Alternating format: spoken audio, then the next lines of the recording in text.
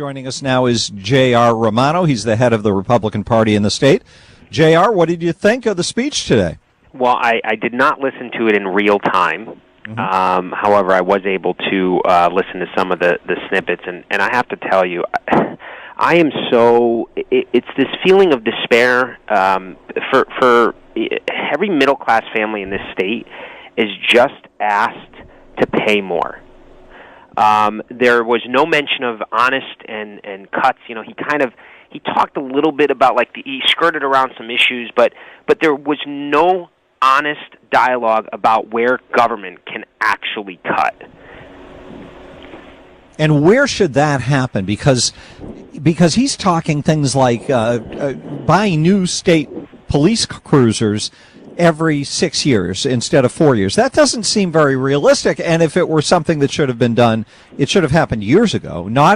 That's not crisis reaction. That's routine, you're a few dollars short reaction. Well, let's not forget, this is the same gentleman who added a position. He added, I can't remember the exact title he gave it, but he also gave a raise to whoever he picked to be his transportation. It was like a couple $100,000 raise. Yeah, I think it's well over $200,000, and so I honestly think, and I know that this is facetious, and people may not believe me, but I honestly believe that Dan Malloy set up whoever was going to be the next governor to be in a lose-lose situation. I honestly believe that, and I think what's going to happen with Ned Lamont is that he has this progressive caucus who is going to demand free everything, which we know is not free. He's going to demand that we raise taxes on the wealthy, and then you're going to have these other Democrats who kind of understand the economy a little bit. They're going to be in an all-out war, and what's going to end up happening is the middle class of the state's going to suffer. Our economy is going to continue to be weaker, and my friends and family in the Valley are going to pay. That's what's going to end up happening because they can't be honest. And what I've learned in 20 years of doing this is that the idea of tribalism within the Democratic Party, it's Democrat Party first, not state, not country. Democrat Party first. So nothing else really matters, and you can see it in the way that they behave. Look at what's happening where you have the Progressive Caucus is saying we need to tax the wealthy more. We need to tax the wealthy more.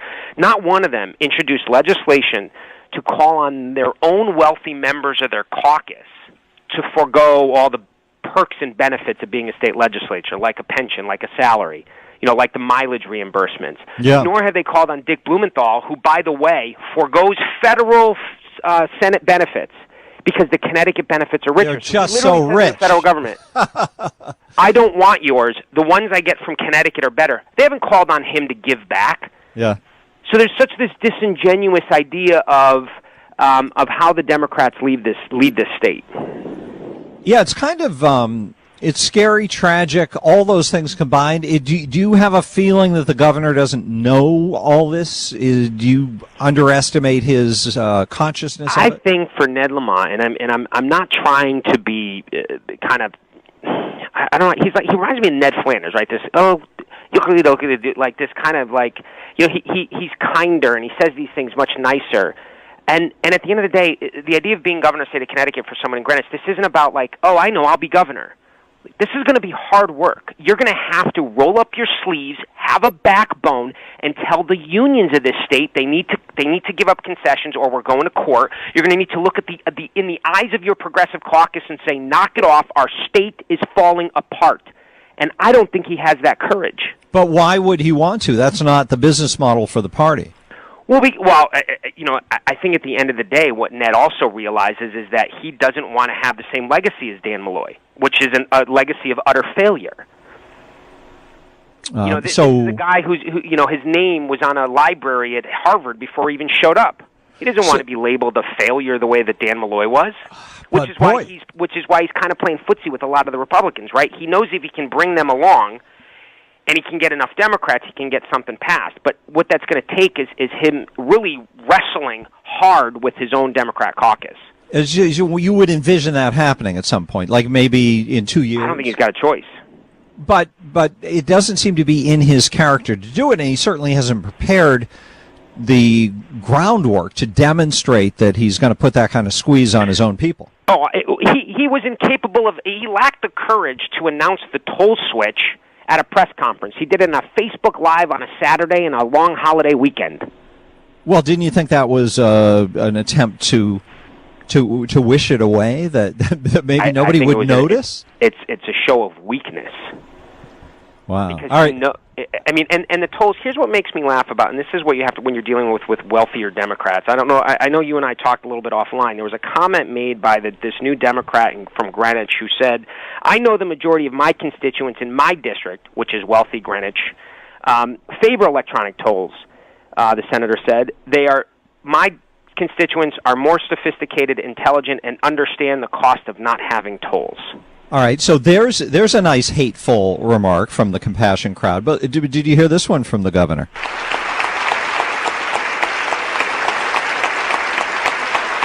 I'm sorry about all the applause, but you could just hear how thrilled everybody was with the speech. All right, Ned, go ahead.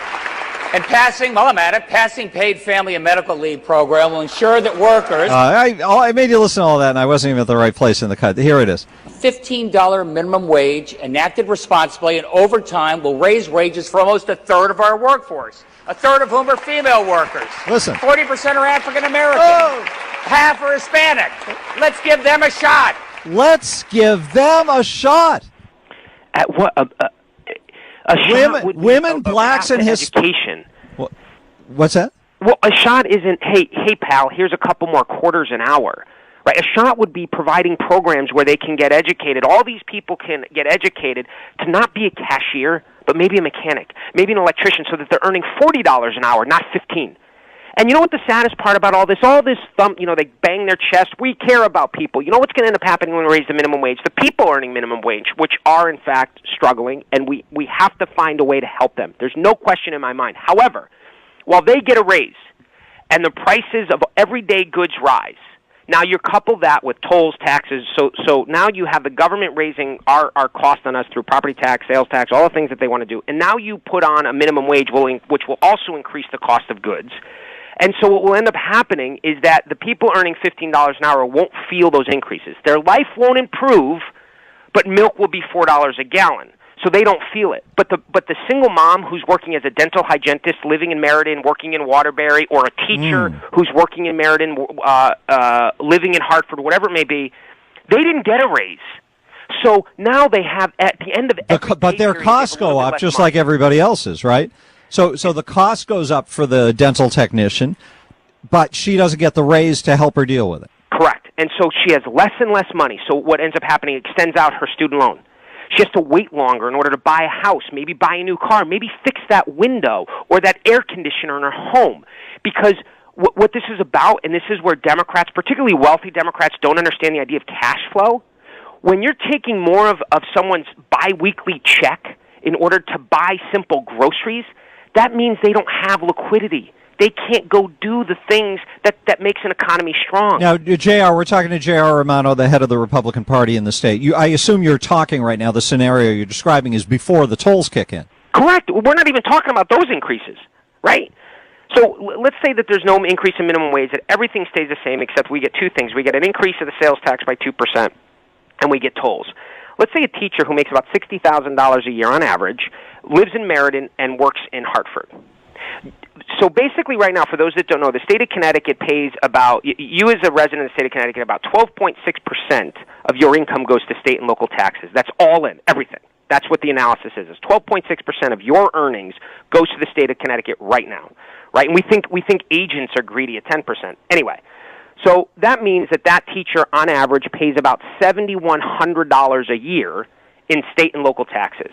Just tolls and, say, a 2% increase on sales tax will take that to about $8,300 a year.